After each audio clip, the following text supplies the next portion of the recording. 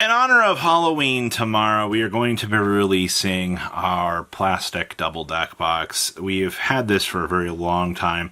We're finally doing this. We're finally going to drop it out. It's going to be one of the cheapest ones you're going to be able to get on the secondary market. The inside is wonderful, and it even comes with the dividers so that you guys can, be ready to enjoy these straight away. Of course, the side, the back.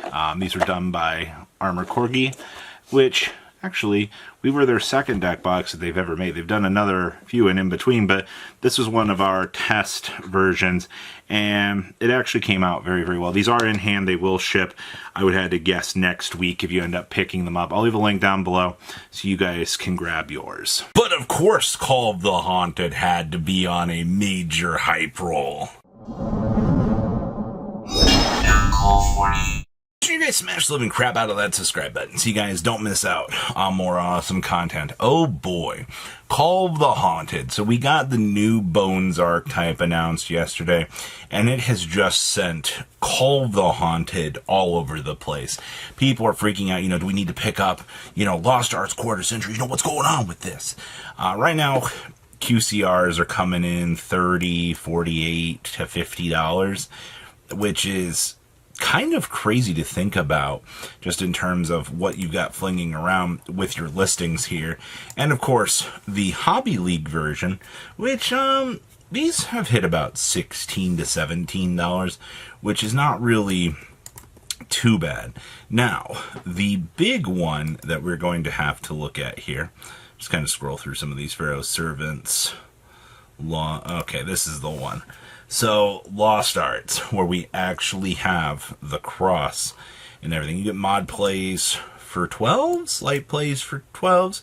It looks like you can get a sealed copy here for about $15. So, QCR, expensive. Hobby League's kind of doing what rare Hobby League versions of these things tend to do over time. But it does look like, just from what we're seeing here, you can get a decent chunk of these. I mean, there's only 14 listings left.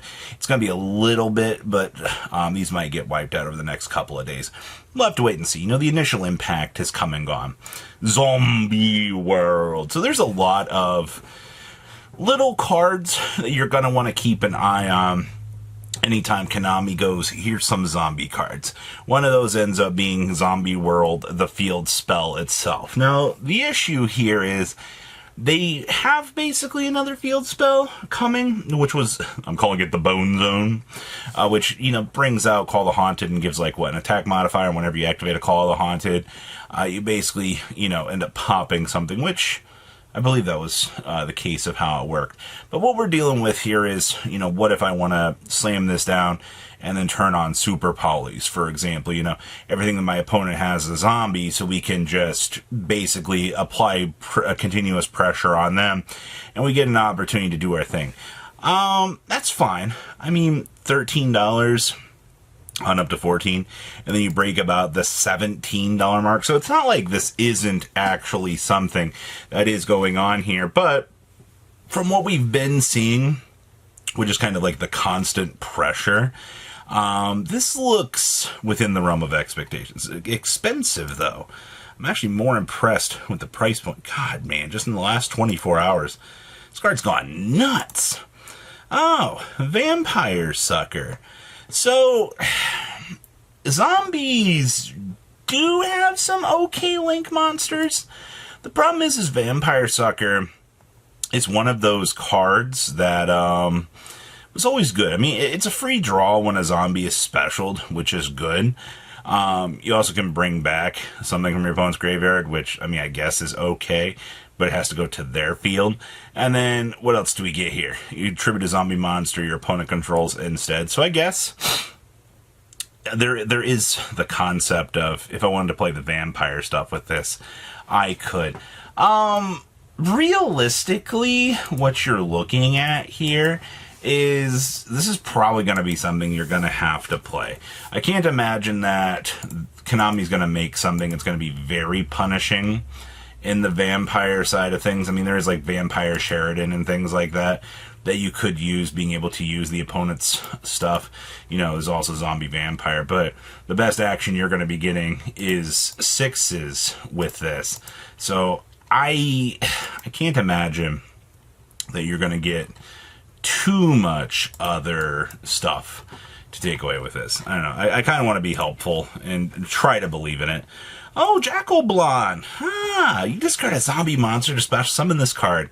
You know, if only this wasn't a level 7, I'd be happy about it. What is it? Quick effect can target a zombie monster, neither can ever special summon that monster, but banish it when it leaves the field. You know, if we had one more level, I could, or if we had a level D modifier, Jack-o-Bolan would be just an insane card. There'd be so much cool things I could work with this, but it's just not a reality right now. I don't know. We'll have to wait and see. It seems like a cool action, especially if you want to like try to turbo through certain things. Landrobe, the Rock Vessel. So this is something that I got triggered off of my own TCG player. So if this card is in your hand, you can target one face-up monster your opponent controls. Alright, you cannot special summon monster from the extra deck for the rest of this turn. Also special summon this card, and if you do, change that monster to face-down defense position. Now, if this card is tributed for a tribute summon, you can target one monster with 800 attack and 1000 defense in a graveyard, except for Landrobe, and add it back to your hand. This is just basically free Earth Vassal fodder that is going to basically give you certain recurability, which is fine. Now, you're going to look down here at these listings, and you're going to go, wow. The reason why these are so up right now is because this is your lowest listing at $2.35, and that's $2.30. And then the crazy part is once you're done with those, you're up to $4 or $5, man. Winning Collectibles here is the only other one that has Landrobes up at a decent price point. All right. I didn't think that I would see this card consistently doing this, and this is just over the last couple of days. I mean, this is actually just a hot new buyout that has been happening, but the only print that this thing has is from the Emperor of Darkness structure deck. So this is one of those cases of Konami made card, no reprint card. Now we kind of stare at it and go, oh, why is this? It's because they didn't want to reprint it for whatever case in point for this block. So cool stuff, I guess. Next up here, the Rising Scale. So first of all, Punk has been performing a little bit into overtime for Genesis format. Like, the deck's actually been pretty good. Rising Scales here for the Starlights coming in at 45 on up to 46, which is nothing too crazy to see, but, you know, not everybody's going to want Starlights. So you have to come on down here to your Ultras. Your Ultras at this point are coming in about $20 a copy with only 14 listings on your market. In terms of sales data, I mean, this is just over the last couple days, man. You got very, very, very huge volumes of this stuff passing through the market. So if you're like, well, why is Punk stuff going up so much? You can thank our dear old friends out of the good old classic Genesis format for allowing this stuff to basically go into a nice little chaotic spiral. Oh, Emmersblade. You know, we got the new X-Saber stuff. Next Wednesday should be the X-Saber card of the day, if I had to guess. So I would love to see what they're going to do with this. But our old friend here, who's a recruiter, if you want first ed copies of these, you're going to be spending about $70 a copy, which actually, between what's left here, I mean, you do eventually head on up to the $70 mark, even up to the $80 mark over time. And the crazy part is, I mean, you've only got one sale on this for the near mint. Your lower quantities, obviously, I mean, light play first for $39.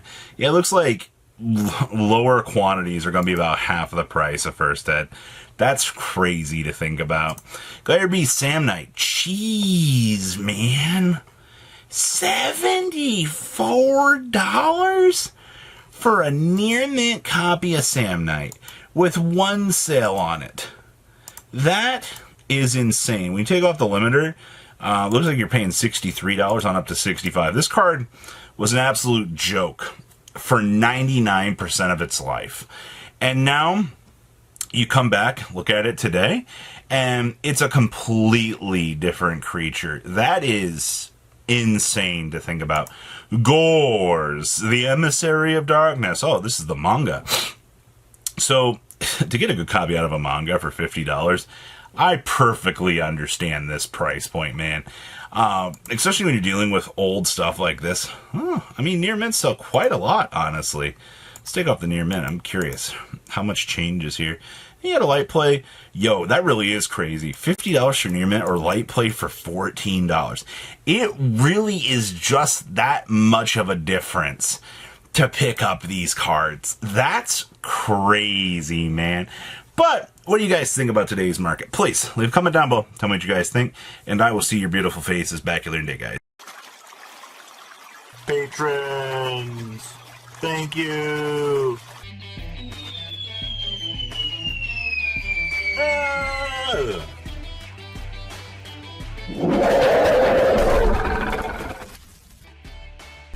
Thank you so much for watching. Check out these other videos.